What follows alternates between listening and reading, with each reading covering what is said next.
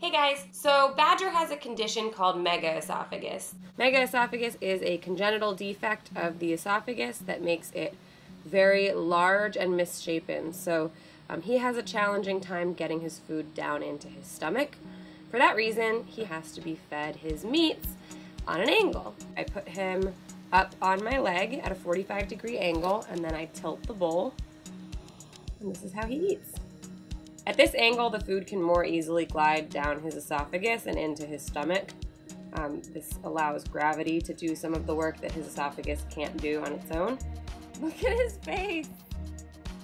Badger, what does this look? What does this look? So then I got to thinking, what if there was a device that was designed just for cats? So if you look it up, you're likely to find lots of different devices that have been designed specifically for dogs with Megaesophagus. A dog is willing to sit in a high chair or in something called a Bailey box, which are basically these boxes that keep the dog upright. But I couldn't find anything like that for Badger. So I got out a pencil and paper and just started drawing what could this possibly look like. Ultimately, I needed help from an engineer to make this thing a reality. So as soon as this idea popped in my mind, I thought, I have to call Preston. If you remember, last year I had a paralyzed kitten named Chloe, and Chloe had an assisted walking device that Preston helped design. What are you doing, Badge? Come out, say hi. Your friend's here. Hey, Badger. Preston came over immediately. He took all of Badger's measurements, and we brainstormed together to think how this thing could go from a sketch on paper into an actual device. My name is Preston Tobury. I am the coordinator of Maker Technologies for the University of Maryland Libraries. So the really awesome thing about 3D printing is rapid prototyping. To have an idea that you can get in your hand very quickly. Typically an idea, you would send it out to a company, and months later, you get that idea in your hand. With 3D printing, it's very rapid. Within a couple of hours, a couple of days, you have something in your hand that you can look at and feel, measure, make sure it's working right. Look at the brain! Oh my God. That's an actual child's brain. We print out kids' brains every month. Wow. They come here and they go home with their own brain. It's pretty cool. Wow, that's really neat.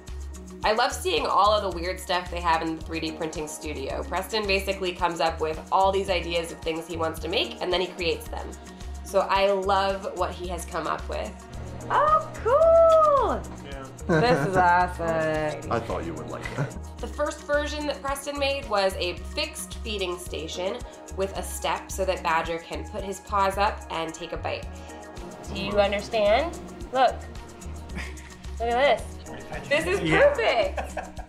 This is I'm so goosebumps. Cool. That's so cool. I want to cry. It's so cool. Wow. Seeing him use this thing for the first time was really amazing. It meant that it was going to work.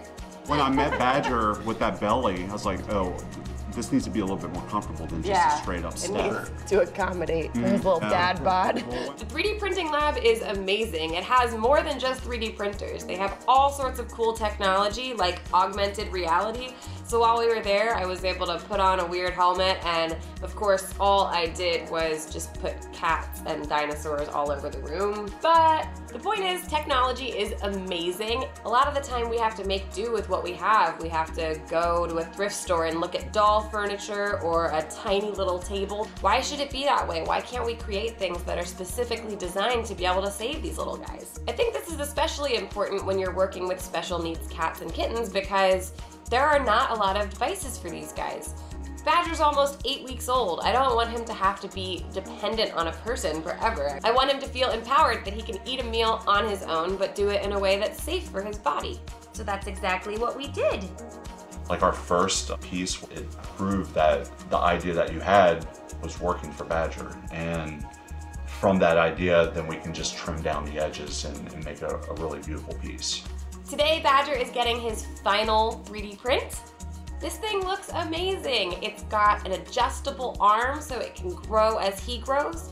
It's got an extra step you can put into it. And of course, I love that it says Tiny But Mighty on the side. Let's try this gravy. Ooh, look at you all posted up for your meal. Good job, Badgie! Badger's a big fan of 3D printing because pretty much anything you can think of, you can make come to life. Preston even designed some little cat toys for him. The point is, don't be afraid to get creative for these little guys. If you have an idea, try it out. It just might work.